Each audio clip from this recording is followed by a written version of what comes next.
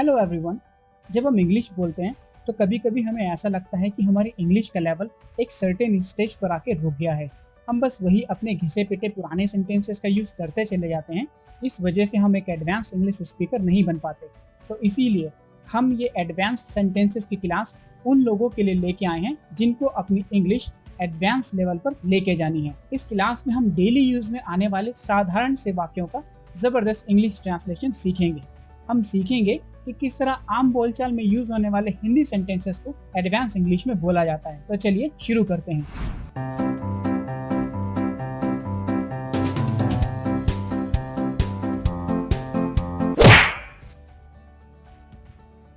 तो हमारे पास जो सबसे पहला सेंटेंस है वो है वह पतली है क्योंकि वह वो चीजें नहीं खाती है जिनसे मोटापा बढ़ता है। इसका इंग्लिश ट्रांसलेशन है she is slim because she does not eat fatty foods. She is slim because she does not eat fatty foods. She is slim because she does not eat fatty foods. और इसी sentence को हम दूसरी तरीके से भी बोल सकते हैं, जैसे she is slim because she does not eat that foods which increase fat. Second sentence बहुत ही कॉमन है, तो हम चाहेंगे कि आप फर्स्ट सेंटेंस को ही फोकस करें। अब आपको एक डाउट होगा कि हमने यहाँ पर फूड्स वर्ड का यूज़ किया है, क्यों?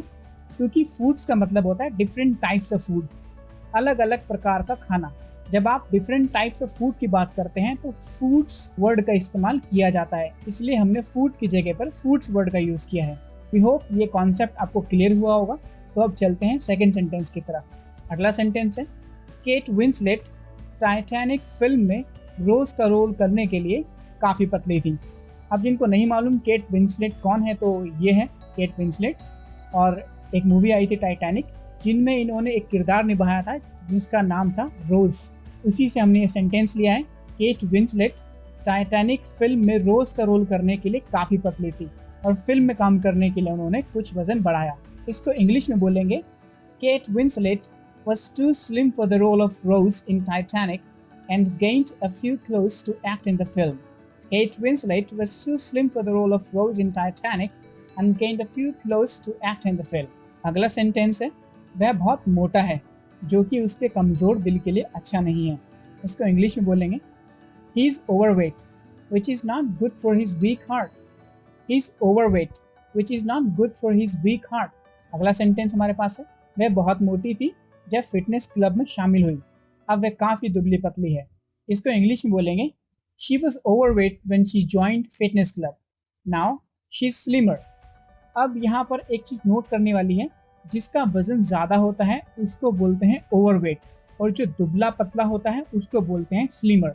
तो इसीलिए हमने इस सेंटेंस को बोला है she was overweight when she joined fitness club, now she is slimmer. अगला सेंटेंस हमारे पास है आप बहुत खूबसूरत लड़की हो, आप मॉडल का करियर बना सकती हैं, या फिर इसको हम ऐसे भी कह सकते हैं आप मॉडलिंग में करियर बना सकती हैं। तो इसका इंग्लिश होगा You are a beautiful girl. You could make a career of a model, or you could make a career in modeling. Next sentence है मधुबाला एक बहुत ही खूबसूरत अभिनेत्री थी। इसको इंग्लिश में बोलेंगे Madhubala was a really beautiful actress. Madhubala was a really beautiful actress. Next sentence zombies बहुत ही बदसूरत और खतरनाक काल्पनिक भूत हैं। ज़ॉम्बीज़ एक तरीके का भूत होता है। आपने मूवीज़ देखी होगी ज़ॉम्बीज़ वाली, तो आपको पता होगा कि इन्हें ज़ॉम्बीज़ बोलते हैं। देख लीजिए, ज़ॉम्बीज़ का मतलब चलती फिरती जिंदा लाश। तो हमारा सेंटेंस था ज़ॉम्बीज़ बहुत ही बदसूरत और ख़तरनाक काल्पनिक भूत हैं। इसको इंग्लिश में बोलेंगे zombies are ugly and dangerous fictional character. हमने यहाँ पर घोस्ट यूज़ नहीं किया है क्योंकि ये एक फिक्शनल कैरेक्टर है, राइट, इसीलिए। नेक्स्ट सेंटेंस हमारे पास है वह आदमी बूढ़ा और बेहद बदसूरत था और स्थानीय बच्चे उससे डरते थे। इसको इंग्लिश में बोलेंगे the man was old and ugly and local kids were afraid of him. स्थानीय बच्चों को बोलते हैं इंग्लिश में लोकल किड्स। और दूसरी चीज़ यहाँ पे नोट करने वाली है कि अफ्रेड के बाद हमेशा ऑफ लगाना है आपको। The man was old and ugly and local kids were afraid of him.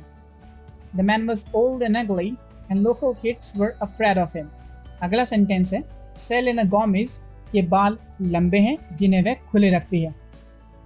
अब सेलेना गोमेज एक्ट्रेस हैं, ये रही। हिंदी में हमने सेंटेंस लिया है सेलेना गोमेज के बाल लंबे हैं जिन्हें वह खुली रखती है। इसको इंग्लिश में बोलेंगे Selena Gomez has long hair which she wears loose. अब बाल खुले रखने को बोलते हैं वियर लूज। यहाँ पर वियर का मतलब पहनना नहीं है, राइट। बाल खुले रखने के लिए हमने वर्ड यूज़ किया है वियर लूज। अब इसी से हम एक और सेंटेंस बना सकते हैं, जैसे मुझे अपने बाल खुले रखने पसंद हैं। इसको इंग्लिश में बोलेंगे I like wearing my hair loose. यहाँ पर देखिए हमने यहाँ पे हेयर वर्ड यूज़ किया है, हेयर्स वर्ड यूज़ नहीं किया है, राइट। तो हेयर वर्ड करेक्ट होता है, हेयर्स वर्ड रॉन्ग होता है। तो इंग्लिश में बोलेंगे I like wearing my hair loose. बाल खुले रखने के लिए अभी हमने बताया वियर लूज और वियर डाउन भी बोल सकते हैं, वियर लूज या फिर वियर डाउन। अगला सेंटेंस हमारे पास है जब वह छोटी थी उसके बाल लंबे थे। इंग्लिश में she had long hair when she was younger. अब इसमें भी कुछ लोग मिस्टेक करते हैं, वो यंगर की जगह पे यंग का यूज करते हैं। यंग का मतलब होता है जवान, यंगर का मतलब होता है छोटा या छोटी, और यंगेस्ट का मतलब होता है सबसे छोटा या सबसे कम उम्र का, ठीक है। अगला सेंटेंस है हमारे पास उसके छोटे लहराते बाल हैं और वह बहुत प्यारी दिखती है। इंग्लिश में she has short wavy hair and looks really cute. She has short wavy hair and looks really cute. लहराते बालों के लिए वर्ड यूज़ किया है हमने वेवी हेयर, राइट। अगला सेंटेंस हमारे पास है मेरे समय के ज़्यादातर स्कूली लड़कों की तरह मेरे बाल छोटे थे और मैं वर्दी पहनता था। तो इंग्लिश में बोलेंगे like most school boys of my time I had short hair and wore uniform. Like most school boys of my time I had short hair and wore uniform. Next sentence Deepika Padukone के काले बाल हैं और बुरी आंखें हैं। इसको इंग्लिश में बोलेंगे Deepika Padukone has dark hair and brown eyes. यहाँ पर हम आपको एक छोटा सा एक्सप्लेनेशन देना चाहेंगे कि काले बालों को डार्क हेयर बोलते हैं, ब्लैक हेयर नहीं बोलते, और सफ़ेद बालों को ग्रे हेयर बोलते हैं, वाइट हेयर नहीं बोलते, ठीक है। तो अगर आपको बोलना हो कि मेरे बाल सफ़ेद हो रहे हैं तो बोलेंगे my here is turning grey, my here is turning grey, ठीक है। अगला सेंटेंस है बहुत सारी अफ्रीकी महिलाओं के घुंघराले बाल होते हैं।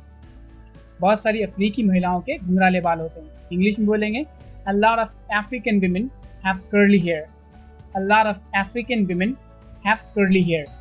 Next sentence, उसके भाई के कंधे तक घुंघराले बाल थे। इंग्लिश में बोलेंगे Her brother had shoulder length curly hair. Her brother had shoulder length curly hair. कंधे तक घुंघराले बालों के लिए हमने वर्ड यूज किया है shoulder length curly hair, right. कंधे तक shoulder length। अगला सेंटेंस है आमतौर पर मेरे बाल सीधे रहते हैं लेकिन बारिश के मौसम में मेरे बाल घुंघराले हो जाते हैं। इंग्लिश में बोलेंगे normally I have straight hair but in rainy weather my hair gets curly. Normally I have straight hair but in rainy weather my hair gets curly. हर जगह हमने हेयर वर्ड यूज किया है, हेयर्स नहीं, hairs गलत होता है, right. अगला सेंटेंस है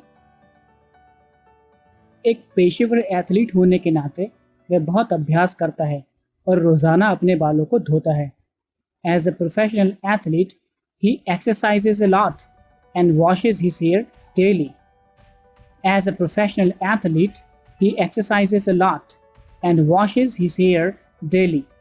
नेक्स्ट, उसने अपने बालों को कोकोनट ऑयल शैम्पू से धोया ताकि वे चिकने और चमकदार दिखें। इसके इंग्लिश में बोलेंगे she washed her here with coconut oil shampoo so that it looked smooth and shiny. She washed her hair with coconut oil shampoo so that it looked smooth and shiny.